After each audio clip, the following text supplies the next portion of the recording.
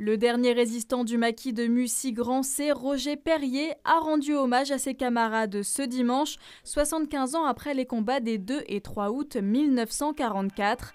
Créé en juin de cette même année, au moment du débarquement de Normandie, ce maquis comptait plus de 1000 hommes, tous résistants durant la Seconde Guerre mondiale. Roger se souvient d'un certain esprit d'entraide entre maquisards. On mangeait sur place et il fallait ramener de la nourriture ou de l'eau à ceux qui étaient là. Et ramener l'eau dans les bidons de FR, Fermiers Réunis, qui là marchaient en équilibre avec de l'eau dedans. Il fallait vraiment avoir un bon copain pour qu'on puisse s'en sortir. Les résistants travaillaient surtout la nuit pour ne pas être repérés par les forces ennemies. Près de 100 000 maquisards ont été répertoriés en France en juin 1944.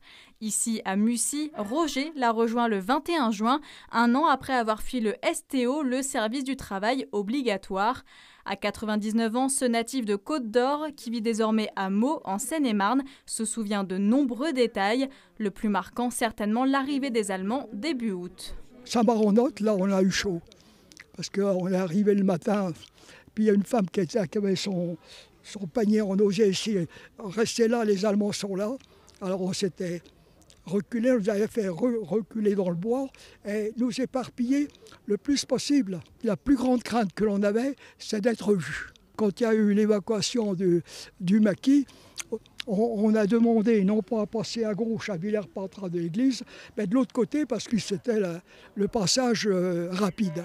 Pour rendre hommage à ces héros et martyrs du maquis Mussy-Grancey et plus globalement aux résistants de l'Aube, un musée a ouvert en 1971 à Mussy-sur-Seine, un devoir de mémoire essentiel. La mémoire de la résistance, c'est voilà, quelque chose qui perdure, qui, je l'espère, perdurera après le départ des anciens résistants. Et c'est ce en quoi le musée travaille aujourd'hui et travaillera demain auprès des publics. Ouais. Et ce musée travaille aussi avec Roger, mémoire vivante de cette période de l'histoire. C'est une mémoire ambulante. Il a beaucoup de choses à raconter de façon très précise. C'est quelqu'un qui a travaillé aussi à la Comédie Française avant l'occupation et qui relate les faits dans les moindres détails. Ces jours-là, les 2 et 3 août 1944, 49 hommes sont tombés. La plupart d'entre eux a été enterrés anonymement.